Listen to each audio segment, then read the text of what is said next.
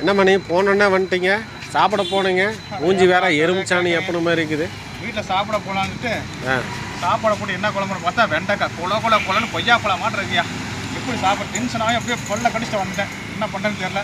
ஹோட்டலில் எங்கே போய் சாப்பிட்டா நல்லா இருக்கு. அதை நான் சொல்கிற கேளுங்க. அம்மா உணவு இருக்குல்ல, அம்மா உணவகம் இருக்குல்ல, நம்ம திருப்பூர் அண்ணன் விஜய் அண்ணன் சிஎம் ஆகி அதெல்லாம் புதுப்பிச்சு வச்சுருக்காங்க. அங்கே போங்க, சாப்பாடு சூப்பராக இருக்குது, பராமரிப்பு சூப்பராக இருக்குது. என்ன வேணும்னு கேட்டு கொடுக்குற அளவுக்கு இப்போ சூப்பராக பண்ணி வச்சுருக்காங்க. அன்னபூர்ணா ஹோட்டலா இல்லை ஆரியபவன் ஹோட்டலானே தெரியாது, அந்த அளவுக்கு சிறப்பாக செஞ்சிட்ருக்காங்க.